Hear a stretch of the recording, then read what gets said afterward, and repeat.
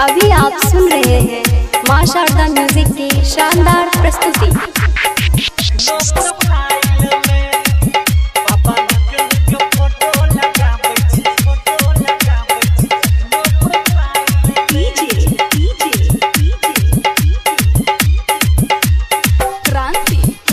Singing by Devendra Madhubania.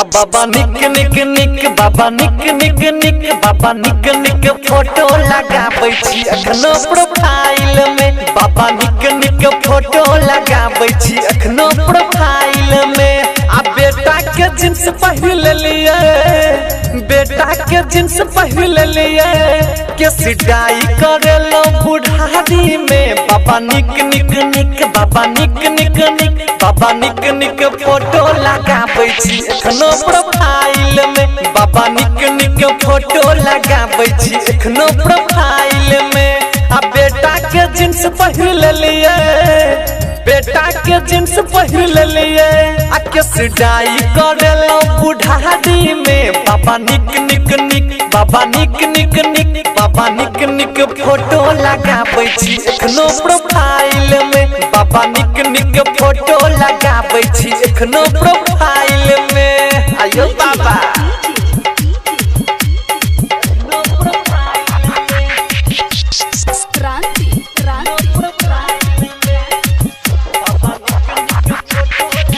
बाबा file pavilion के jeans पहिरै छी, जींस पहिरै छी या जींस पहिरै छी। ओहो बेड बेड मोछ के कारी करबै छी, कारी करबै छी या कारी करबै। आ बाबा फाइल पवेलियन के जींस पहिरै छी, बेड बेड मोछ के कारी करबै छी। भर दिन में 4 गो मोहल्ला घुमै छी, एगो रसीली लड़की खोजै छी, एगो रसीली लड़की खोजै। बाबा निक निक निक बाबा निक निक निक बाबा निक निक फोटो लगाबै छी एखनो प्रोफाइल में। बाबा निक निक फोटो लगाबै छी एखनो प्रोफाइल में। आ बेटा के जींस पहिर लिए, बेटा के जींस पहिर लिए, केस डाई कर लिए बुढ़ारी में। बाबा निक निक निक बाबा निक निक निक बाबा निक निक फोटो लगाबै छी एखनो प्रोफाइल में। बाबा निक निक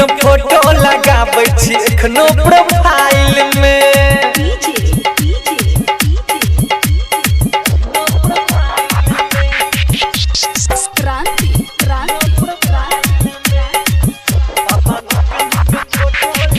हो 55 बरस के उम्र लागैए, उम्र लागैए यो उम्र लागैए। चश्मा पहिर बाबा हीरो बनैए, हीरो बनैए यो हीरो बनैए। हो 55 बरस के उम्र लागैए, चश्मा पहिर बाबा हीरो बनैए। आ जखने ये सुंदर लड़की देखै छी, झूठो के अहाँ शिकारी भरै छी, झूठो के अहाँ शिकारी भरै।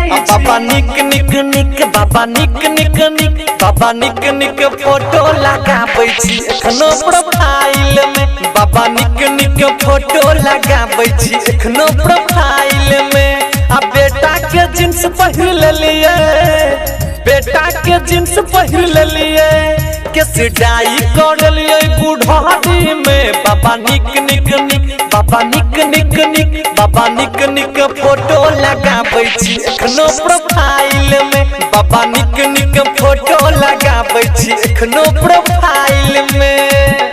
आयो बाबा किछ बात छै की गुड बुड ले। प्रेजेंटेड बाय मां शारदा म्यूजिक।